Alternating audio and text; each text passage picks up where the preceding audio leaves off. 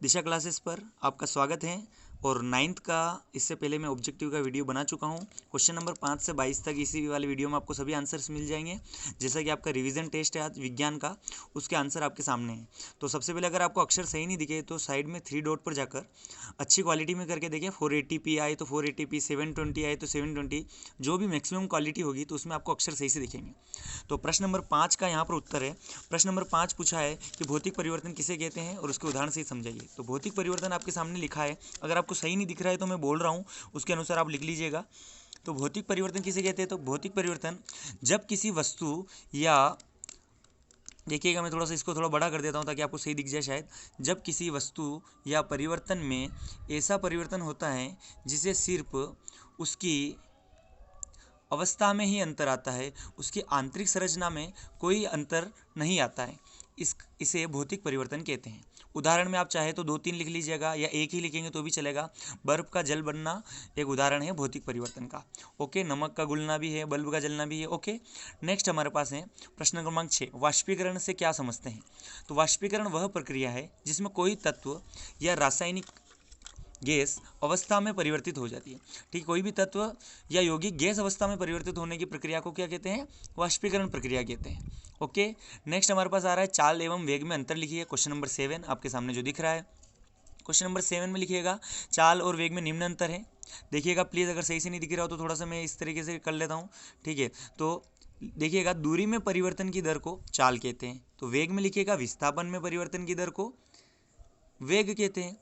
चाल एक अदिश राशि है, वेग एक सदिश राशि है। ओके, नेक्स्ट हमारे पास क्वेश्चन नंबर 8 पूछा गया है हमसे कि प्लाज्मा झिल्ली के वर्णात्मक परागम्य झिल्ली क्यों कहते हैं? तो प्लाज्मा झिल्ली कुछ ही पदार्थों को कोशिका के अंदर या बाहर आने जाने देती है, इसलिए इसे वर्णात्मक परागम्य झिल्ली कहते हैं। ओके, समझ में आ रहा? सही क्वालिटी में करके देखिएगा और कैसा लगे मुझे कमेंट में ज़रूर बताइए। यस लिखेंगे तो मैं नेक्स्ट वीडियो भी बनाऊंगा, अगले जो चैप्टर से आपका अगला जो पेपर होगा। नेक्स्ट हमारे पास क्वेश्चन नंबर 9, संवेग संरक्षण का नियम लिखिए। तो यदि किसी निकाय में संपूर्ण संवेग नियत रहता है क्योंकि उसमें बाहर से कोई बल कार्य नहीं करे। ठीक है, तो उत्तर इसका रहेगा किसी निकाय का संपूर्ण संवेग नियत रहता है यदि उस पर कोई बाह्य बल कार्य न करे। ओके, यहाँ पर थोड़ा सा वह लिखा है, उसको थोड़ा सही से कर लीजिएगा, इधर बाह्य बल लिख लीजिएगा ताकि आपको थोड़ा सही से आपका उत्तर हो जाए। ये यहाँ पर बाह्य बल लिखिएगा। ओके, और इसका ये जो सूत्र लिखा है m1u1 m2u2 बराबर m1v1 धन m2v2। ओके, क्वेश्चन नंबर 9 की तरफ बढ़ते हैं। क्वेश्चन नंबर हमारे पास 9 का उत्तर संवेग संरक्षण लिख लिया अपन ने। क्वेश्चन नंबर 10 की तरफ बढ़ते हैं। क्वेश्चन नंबर 10 हमसे पूछा है लाइसोसोम को आत्मघाती थैली क्यों कहा जाता है? तो देखिए, जब कोशिका क्षतिग्रस्त या मृत होती है तो लाइसोसोम फट जाते हैं तथा इसके जो एंजाइम होते हैं अपनी ही कोशिका का भक्षण कर लेते हैं या उसे पचा लेते हैं, इसलिए लाइसोसोम को आत्महत्या की थैली कहा जाता है। Okay, next question number 11। Question number 11 में पूछा है निम्नलिखित के रासायनिक सूत्र लिखिए। देखिए यहाँ पर जो उत्तर में बहुत सारी डिटेल्स लिख रखी है, इतना डिटेल लिखने की आवश्यकता नहीं है। डायरेक्टली मैग्नीशियम क्लोराइड का सूत्र मैं आपको बोल के बता देता हूँ, MgCl2, बस इतना सा लिख लीजिएगा। ये पूरा नहीं भी लिखेंगे तो भी चलेगा, और आप एज इट इज़ देखकर लिखना चाहते हैं तो लिख सकते हैं। नेक्स्ट दूसरा कैल्शियम क्लोराइड का सूत्र है CaCl2, और कॉपर नाइट्रेट का सूत्र है CuNO3। ओके, ये सभी आपके सामने सूत्र हैं, आप चाहे तो इनको अच्छे से देख सकते हैं। ओके, तो आप आराम से देखकर इनको लिख लीजिएगा। क्वेश्चन नंबर 11 हो चुका है। क्वेश्चन नंबर 12 की तरफ चलते हैं।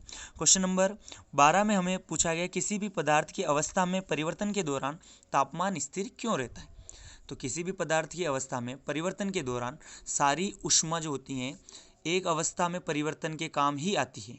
यह ताप तब तक स्थिर रहता है जब तक पदार्थ एक अवस्था से दूसरी अवस्था में पूरी तरह से परिवर्तित न हो जाए।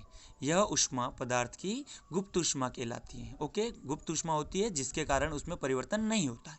ओके, तो आप मेरी आवाज़ सुनकर भी लिख सकते हैं अगर आपको क्वालिटी सही से नहीं दिख रही हो तो। बाकी आप आराम से इसको देखकर पॉज करके लिख सकते हैं, और क्वालिटी थोड़ा सही करके देखिएगा, 3 डॉट पर जाकर हाई क्वालिटी करके देखिएगा। नेक्स्ट हमारे पास क्वेश्चन नंबर 13, लाइसोसोम के कार्य क्या है? तो 3 कार्य में यहाँ पर पूछे गए, तीनों बता देता हूँ। यह कोशिका में पाए जाने वाले एंजाइम का स्रावत एवं संग्रहण करते हैं, उनको निकालते हैं तथा उनको इकट्ठा करते हैं। दूसरा, ये मृत या पुरानी कोशिकाओं का भक्षण करते हैं। तीसरा, ये कोशिका में प्रवेश करने वाले सूक्ष्म जीवों व कणों का पाचन करते हैं। नेक्स्ट क्वेश्चन नंबर 14 की तरफ बढ़ते हैं अपन। 14वां क्वेश्चन का अथवा वाला यहाँ पर बताया गया है। अथवा देखिएगा सभी, रंध्र क्या है और रंध्र के कार्य पूछे। ओके, रंध्र से मुझे याद आया, ऑब्जेक्टिव में मैंने दूसरा वाला रिक्त स्थान छुड़ाया था, उसमें आप सभी रंध्र लिखिएगा, उसका आंसर रंध्र आएगा। द्वार वाला जो रिक्त स्थान उसमें रंध्र आएगा, तो रंध्र जरूर लिखिएगा। क्वेश्चन नंबर 14, रंध्र क्या है? तो रंध्र प्रकाश संश्लेषण तथा श्वसन के दौरान गैसीय आदान प्रदान में सहायक होते हैं। ओके, रंध्र के कार्य हैं वायुमंडल से गैसों का आदान प्रदान करना तथा दूसरा कार्य है वाष्पीकरण द्वारा पौधों में जल का निगमन करना। ओके, नेक्स्ट क्वेश्चन नंबर 15, ये रंध्र जो है पेड़ पौधे में ही पाए जाते हैं। क्वेश्चन नंबर 15, आपके पास एक सवाल है जिसमें आपके पास गोली का द्रव्यमान दिया, तो आप देखिए इसको आंसर इस तरीके से पूरा लिखिएगा। यहाँ पर संवेग संरक्षण का नियम लग रहा है, गोली का द्रव्यमान दिया है, राइफल का द्रव्यमान को अपने को बताना है, तो इधर से देखकर इतना लिख लीजिएगा, ये लिखिए सभी, ठीक है। फिर मैं आपको इसके आगे वाले पेज पर ले चलता हूँ। इस क्रिया तथा प्रतिक्रिया नियम से mv बराबर माइनस का m1v1 आ जाएगा, क्योंकि यहाँ पर क्या है कि प्रतिक्रिया हो रही है। ओके, तो इसको पूरा हल करके क्वेश्चन का आंसर आ जाएगा 0.4375 मीटर पर सेकेंड। ये राइफल का प्रतिक्षेपित वेग हो जाएगा। ओके, क्वेश्चन नंबर 16 की तरफ बढ़ते हैं। इसमें आ रहा है प्रोकैरियोटिक और यूकैरियोटिक कोशिकाओं में अंतर लिखिए। तो पहला अंतर है, इनका आकार प्रायः छोटा होता है, दूसरा इसमें इनका आकार प्रायः बड़ा होता है।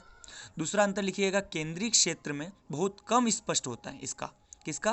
प्रोकैरियोटिक का, और इसका केंद्रीय क्षेत्र सुस्पष्ट होता है। ओके, और चारों ओर से केंद्र झिल्ली से घिरा होता है। ओके, ये तरीके से आप दोनों अंतर लिख लीजिएगा। ओके, नेक्स्ट हम चलते हैं मिश्रण और यौगिक में अंतर। तो मिश्रण और यौगिक में यहाँ पर आप अंतर देख सकते हैं। उसके अलावा आपकी बुक के दूसरे वाले अध्याय में साफ किताब में पूरा मिश्रण और यौगिक में अंतर लिख रखा है, तो वो पूरा वहाँ से देखकर आप उतार सकते हैं। ओके, पूरा ये उतारिएगा। क्वेश्चन नंबर 18 में आपके पास चित्र पूछा गया, तो जैसा कि मैंने आपके सामने चित्र बना रखा है, ठीक है, तंत्रिका तंत्र का ये चित्र है, ये आपकी बुक में भी मिल जाएगा, 6-7वें अध्याय में है, तो वहाँ पर आप जाकर देख सकते हैं। ओके, तो ये भी आप एज इट इज़ ऐसा भी बना सकते हैं, पूरा में से पूरा नंबर मिलेगा। नेक्स्ट आपके पास 19वां क्वेश्चन पूछा है, समांगी और विषमांगी मिश्रण में अंतर लिखिए। तो आप चाहे तो इस क्वेश्चन को देखकर यहाँ से लिख सकते हैं, या इसका अथवा वाला क्वेश्चन ज़्यादा सरल लिखा है मुझे, तो मैं आपको वो यहाँ पर बता देता हूँ। उसका जो अथवा वाला क्वेश्चन है उसमें पूछा है 300 के को डिग्री सेल्सियस में पलटना है, तो आपको लिखना है 300 के बराबर होता है 27 डिग्री सेल्सियस। 300 के बराबर होता है 27 डिग्री सेल्सियस। नेक्स्ट हमसे पूछा है 573 के, तो 573 के जो होता है वो 300 डिग्री सेल्सियस होता है। कितना होता है? 300 डिग्री सेल्सियस। ये आप आंसर आराम से लिख सकते हैं डायरेक्टली। ओके, 273 को घटाना था उसमें, तो ये दोनों आंसर मेरे हिसाब से इसमें अथवा वाला लिख लीजिएगा 19वें में, ज़्यादा सही रहेगा, या समांगी विषमांगी लिखना चाहते हैं तो आपके सामने ये रहा। ओके, नेक्स्ट क्वेश्चन की तरफ बढ़ते हैं। क्वेश्चन नंबर 20, गति का प्रथम समीकरण v बराबर u प्लस at की स्थापना की है हमने, ये आपकी बुक में एज इट इज़ लिखा है, मैं यहाँ पर बता देता हूँ।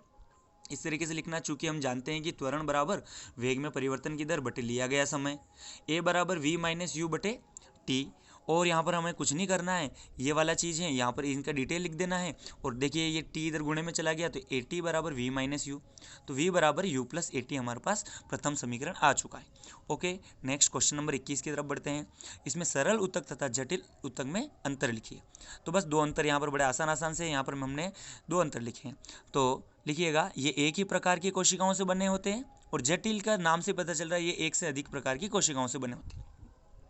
सरल ऊतक के उदाहरण हैं मधुतक, श्लेषोतक तथा दृढ़ोतक, और इसके उदाहरण जो जटिल के वो है फ्लोएम। ओके, फ्लोएम तथा जाइलेम, इसके दो उदाहरण हैं। ओके, फ्लोएम तथा जाइलेम इसके दो उदाहरण हैं। प्रश्न नंबर 22 जो है आपके पास, इसका अथवा वाला मैंने बताया यहाँ पर, क्योंकि ऊपर वाला थोड़ा ज़्यादा कठिन हो जाता है आपके लिए, बड़ा हो जाता है। सरल है ये नीचे वाला अथवा वाला। पेट्रोल और मिट्टी के तेल को कैसे अलग करते हैं, तो लिखिएगा, पेट्रोल और मिट्टी के तेल का पृथक्करण इसमें पूछा गया है। पेट्रोल और मिट्टी के तेल का पृथक्करण प्रभाजी आसवन विधि द्वारा किया जाता है। ठीक है, दोनों के मिश्रण को प्रभाजी आसवन स्तंभ में ले जाते हैं, फिर ताप को घटाकर उसे ठंडा कर संपीड़ित किया जाता है, जहां वाष्प अपने अपने क्वथनांक के अनुसार पृथक हो जाती हैं। ओके, ये 5 नंबर का क्वेश्चन है, इसलिए थोड़ा सा सही से लिखिएगा इसको, और आशा करता हूँ आपको समझ में आया होगा। और अगर आपको अच्छा लगे तो कमेंट में ज़रूर यस लिखें, ताकि आपको आगे मैं और भी वीडियो बनाकर आपके आंसर्स हो या आपकी मदद कर सकूं। चैनल सब्सक्राइब नहीं किया हो तो ज़रूर करें। ओके, मिलते हैं नेक्स्ट वीडियो में। Thank you.